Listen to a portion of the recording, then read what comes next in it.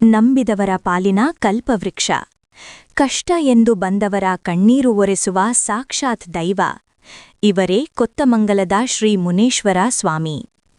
ಹೌದು, ಕೋಲಾರ ಜಿಲ್ಲೆಯ ಮುಳಬಾಗಿಲು ತಾಲೂಕಿನ ಕೊತ್ತಮಂಗಲ ಗ್ರಾಮದಲ್ಲಿ ನೆಲೆಸಿರುವ ಈ ಮುನೇಶ್ವರನ ಸನ್ನಿಧಾನ ಒಂದು ಪವಾಡ ಕ್ಷೇತ್ರ. ಇಲ್ಲಿನ ಸ್ವಾಮಿಯ ಮಹಿಮೆ ಎಷ್ಟಿದೆ ಅಂದ್ರೆ ಕೇವಲ ಕರ್ನಾಟಕ ಮಾತ್ರವಲ್ಲ, ನೆರೆಯ ಆಂಧ್ರಪ್ರದೇಶ, ತಮಿಳುನಾಡು ಸೇರಿದಂತೆ ರಾಜ್ಯದ ನಾನಾ ಮೂಲೆಗೆಯಿಂದ ಭಕ್ತಸಾಗರವೇ ಇಲ್ಲಿಗೆ ಹರಿದು ಬರುತ್ತೆ. ಮನದಲ್ಲಿ ಅಂದುಕೊಂಡ ಕೋರಿಕೆಗಳು ಇಲ್ಲಿ ಖಂಡಿತ ಈಡೇರುತ್ತವೆ ಅನ್ನೋದು ಭಕ್ತರ ಅಚಲ ನಂಬಿಕೆ. ಇದಕ್ಕೆ ಸಾಕ್ಷಿ ಎಂಬಂತೆ ಇಂದು ಬೆಂಗಳೂರಿನ ದೇವನಹಳ್ಳಿಯ ಸೊಸೈಟಿ ಕುಮಾರ್ ಅವರ ಕುಟುಂಬ ಈ ಸನ್ನಿಧಾನಕ್ಕೆ ಆಗಮಿಸಿದೆ. ಸ್ವಾಮಿಯಲ್ಲಿ ಅಂದುಕೊಂಡ ಇಷ್ಟಾರ್ಥಗಳು ಸಿದ್ಧಿಸಿದ ಕಾರಣ ಭಕ್ತಿಯಿಂದ ಹರಕೆ ತೀರಿಸಲು ಇವರು ಬಂದಿದ್ದಾರೆ. ತಮ್ಮ ಇಷ್ಟಾರ್ಥ ಈಡೇರಿಸಿದ ಮುನೇಶ್ವರನಿಗೆ ಕೃತಜ್ಞತೆ ಸಲ್ಲಿಸಲು ಸೊಸೈಟಿ ಕುಮಾರ್ ಅವರ ಕುಟುಂಬ ದೇವಾಲಯಕ್ಕೆ ಅತ್ಯಮೂಲ್ಯವಾದ ಕೊಡುಗೆಗಳನ್ನು ನೀಡಿದ್ದಾರೆ.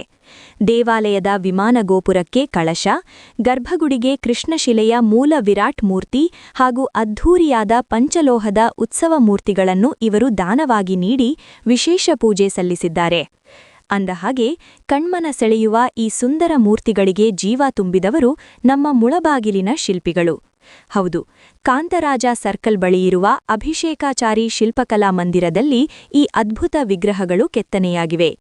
ಇಂದು ಪವಿತ್ರ ಪ್ರತಿಷ್ಠಾಪನಾ ಕಾರ್ಯಕ್ರಮ ಹಮ್ಮಿಕೊಂಡಿದ್ದು, ದಾನಿಗಳಾದ ದೇವನಹಳ್ಳಿ ಸೊಸೈಟಿ ಕುಮಾರ್ ಅವರ ಕುಟುಂಬದ ಜೊತೆಗೆ ಕೊತ್ತಮಂಗಲ ಗ್ರಾಪಂ ಸದಸ್ಯರಾದ ಮಿಲ್ ಮುನಿವೆಂಕಟಪ್ಪ, ಮಾಜಿ ಸದಸ್ಯರಾದ ಡೈರಿ ವೆಂಕಟ್ರಾಮ್ ಹಾಗೂ ಯುವ ಮುಖಂಡರಾದ ಪ್ರತಾಪ್ ಅವರು ಹಾಜರಿದ್ದು ಸ್ವಾಮಿಯ ಕೃಪೆಗೆ ಪಾತ್ರರಾದರು. ಕಾರ್ಯಕ್ರಮದಲ್ಲಿ ಕೊತ್ತಮಂಗಲ ಹಾಗೂ ಸುತ್ತಮುತ್ತಲಿನ ಗ್ರಾಮಸ್ಥರು ಭಾಗವಹಿಸಿ ಮುನೇಶ್ವರನ ದರ್ಶನ ಪಡೆದರು. ಭಕ್ತಿಯಿಂದ ಬೇಡಿದರೆ ಬಲವಾಗಿ ನಿಲ್ಲುವ ದೈವ ಈ ಮುನೇಶ್ವರ. ಭಗವಂತ ಸೊಸೈಟಿ ಕುಮಾರ್ ಅವರ ಕುಟುಂಬಕ್ಕೆ ಸಕಲ ಐಶ್ವರ್ಯ, ಆರೋಗ್ಯ ನೀಡಲಿ. ಹಾಗೆಯೇ ಈ ವಿಡಿಯೋ ನೋಡುತ್ತಿರುವ ನಿಮಗೂ ಆ ಸ್ವಾಮಿಯ ಅನುಗ್ರಹ ಸಿಗಲಿ. ಈ ಪವಿತ್ರ ಕ್ಷೇತ್ರಕ್ಕೆ ನೀವು ಒಮ್ಮೆ ಭೇಟಿ ನೀಡಿ. ಇದೇ ರೀತಿಯ ಭಕ್ತಿ ವಿಶೇಷಗಳಿಗಾಗಿ ನಮ್ಮ ಚಾನೆಲ್ ಸಬ್ಸ್ಕ್ರೈಬ್ ಮಾಡಿ. ಓಂ ಶ್ರೀ ಮುನೇಶ್ವರಾಯ ನಮಃ.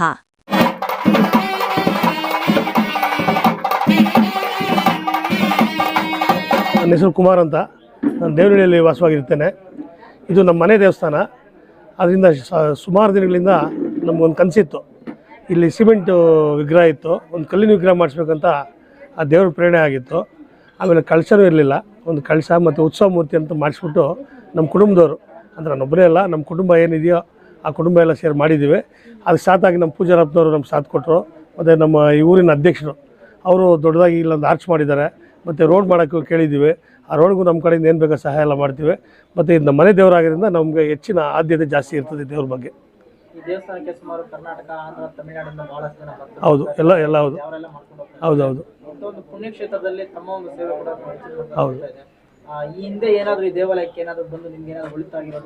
ಹೌದು ಒಳ್ತಾಗಿದೆ. ನಾನು ಹಿಂದೆ ನನ್ನ ಮನೆ ದೇವರಿದು. ಒಂದು ಸಲ ನಾನು ಮುನ್ಸಿಪಲ್ ಅಧ್ಯಕ್ಷರಾಗಿದ್ದೀನಿ. ನಮ್ಮ ತಾಯಿ ಮುನ್ಸಿಪಲ್ ಅಧ್ಯಕ್ಷರಾಗಿದ್ದು, ನಾನು ಕೌನ್ಸಿಲ್ ಆಗಿದ್ದೀನಿ.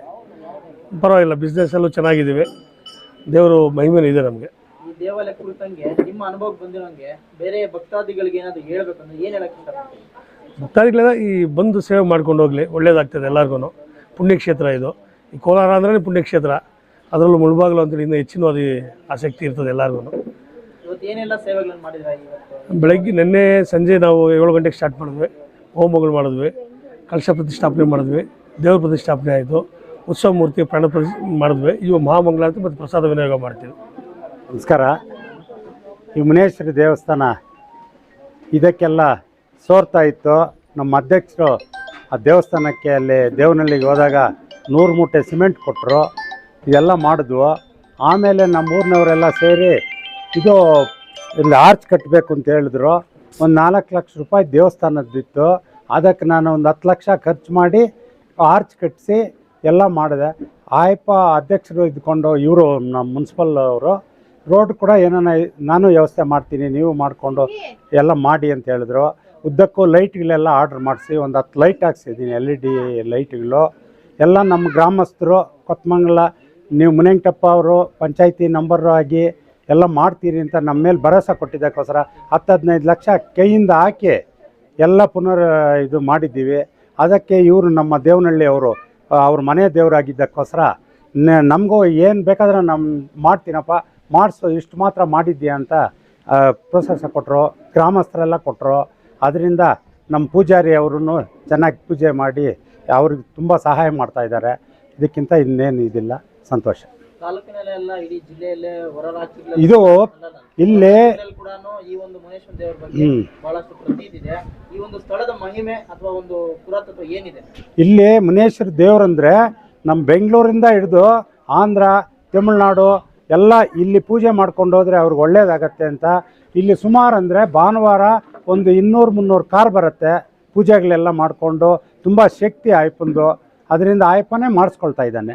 ಅದರಿಂದ ನಮಗೇನು ಇದಿಲ್ಲ. ಊರಿನವರೆಲ್ಲ ಸೇರಿಕೊಂಡು ಅವ್ರಿಗೆಲ್ಲ ಏನು ಬೇಕಾದ್ರೆ ಸಹಾಯ ಮಾಡಿಸ್ತಾ ಇದ್ದೀವಿ. ಹೊರಗಡೆಯಿಂದ ಎಲ್ಲ ಬಂದು ಇಲ್ಲಿ ಪೂಜೆ ಪುನಸ್ಕಾರ ಎಲ್ಲ ಮಾಡ್ಕೊಂಡು ದೇವರೆಲ್ಲ ಮಾಡ್ಕೊಂಡು ಹೋಗ್ತಾರೆ. ಹಾಂ, ಇಲ್ಲೆಲ್ಲ ಏನು ಸೇವೆ ಸಿಗ್ತದೆ? ಏನು ಸೇವೆ ಸಿಗ್ತದೆ?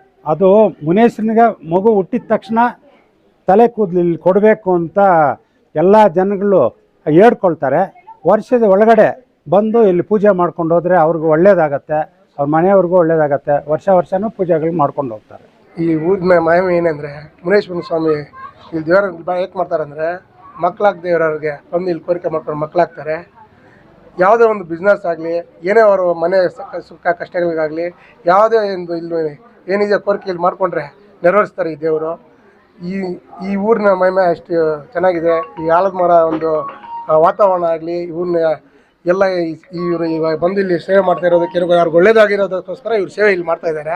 ಇನ್ನೂ ಮುಂದೆ ಇವ್ರಿಗೆ ಕೈಲಾದಷ್ಟು ಇನ್ನೂ ಸ್ವಲ್ಪ ಊರಿಗೆ ಇನ್ನೂ ಏನಾದರೂ ಅನುಕೂಲ ಮಾಡಬೇಕಂತ ನಾವು ಇಲ್ಲಿ ಪ್ರಾರ್ಥನೆ ಮಾಡ್ತೀರಿ.